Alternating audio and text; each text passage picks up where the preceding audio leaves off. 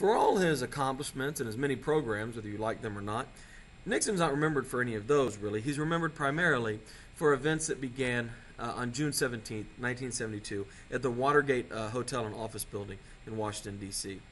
That night, 7 men are arrested breaking into the Democratic National Committee's headquarters in the Watergate building. They're led by this man, G. Gordon Liddy, who today is a conservative radio talk show host and celebrity. And when they're taken to the court, Bob Woodward, who's in this picture on the left, he's the guy on the right, he's the court reporter there, and he figures this is strange when a high-powered attorney shows up and helps to get these guys out of prison. And so Woodward will ultimately team up with Carl Bernstein, that's the other guy there, and these two guys, these two low-level Washington Post reporters, will begin to follow the money of who paid for the attorneys for the 7 guys who broke in and attempted to bug, actually, the Democratic National Committee headquarters in the Watergate. Eventually, they're able to link the lawyer's payment to Charles Colson, who's a White House attorney, and the slush fund that CREEP, the Committee to Re-elect the President, was using to try to get Nixon to win the election. The media largely ignores the story and actually comes after Woodward and Bernstein for a long time.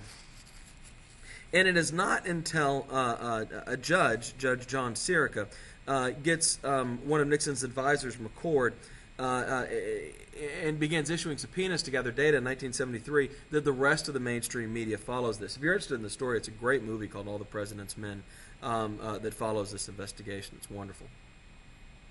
The Irvin Committee is established to investigate what was going on exactly with these Watergate break-ins. And when they began calling people up to testify, they get a flood of confessions about all kinds of illegal activity that was happening around the attempts to get Richard Nixon reelected.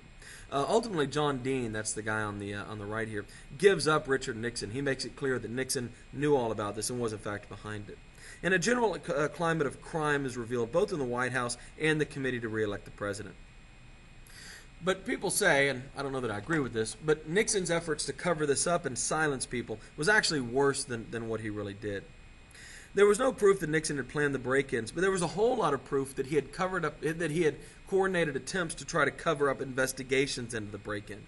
Nixon is willing to throw anybody under the bus to try to protect himself, and continually insists on his innocence. I made my mistakes, but in all of my years of public life, I have never profited from public service. I've earned every cent. And in all of my years of public life, I have never obstructed justice. And I think, too, that I can say that in my years of public life, that I welcome this kind of examination, because people have got to know whether or not their president is a crook. Well, I'm not a crook. I've earned everything I've got. By the way, the goal of Nixon's misdoings in this particular case were to make sure that George McGovern won the Democratic primaries. Nixon felt like he could easily beat McGovern and feared stronger candidates like Edwin Muskie. And so people might look at the 72 election and say, well, Nixon won it so easily, the cheating didn't matter. I don't know that he would have lost, but the cheating did matter because he won it so easily because he had the weak candidate that he wanted and not a stronger candidate to run against. Take a dramatic turn for the worse for Nixon when it's revealed through otherwise unspectacular testimony that there's a taping system in the White House that LBJ had installed, and every conversation that takes place is recorded. Nixon claims he has executive privilege, which is something he just makes up, by the way, and that there's top secret stuff on these tapes, and so he can't turn them over. As pressure mounts on Nixon and it begins to appear more and more that he's corrupt, he appoints a special prosecutor, Archibald Cox, to investigate wrongdoing in the White House. He's investigating himself or appointing someone to investigate him. In October of 1973, Cox asked Nixon to turn over the tapes, and Nixon says no. What follows next is a night we call the Saturday Night Massacre. October 21st of 73, Nixon, furious that Cox has asked for the tapes, orders his Attorney General to fire Cox. His Attorney General refuses to do it, and so he appoints the next guy in the Justice Department to Attorney General and tells him to do it, who refuses to do it as well. Ultimately, Robert Bork, a White House lawyer, says he'll do it, and so Nixon makes him Attorney General, and he fires Cox. They replace him with a second special prosecutor named Jaworski, and Jaworski immediately asks for the tapes as well. And Nixon realizes There's really no way out. Nixon, as he becomes increasingly paranoid, will be shocked to find out, to learn, when a group of Republican congressmen come to the White House and they tell him to be prepared because there's going to be impeachment charges filed against him. They're going to start a trial to see if he needs to be removed from office. Nixon tells the Republicans to stand strong and they can win this thing. And they say, no, you don't understand, Mr. President. We're filing impeachment charges on you, not the Democrats. Nixon's a Republican, of course. And that's pretty much the end of Nixon. In late 1973, the Vice President Spiro Agnew had cut a deal and resigned from being Vice President to avoid being prosecuted and thrown in jail for taking bribes. Agnew was actually more corrupt than Nixon. And this gave Nixon a really unique opportunity. Nixon, understanding that he was not going to survive his own presidency, he too was going to have to resign, is in a position to appoint a new vice president. And so he goes and he cuts a deal with a representative from Michigan named Gerald Ford. And the deal is pretty simple.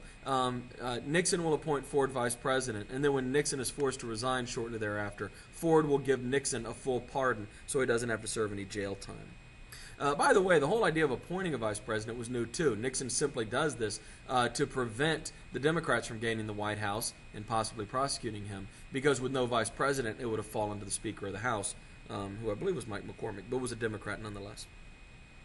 And Ford is the first vice president to ever be replaced when that job comes open.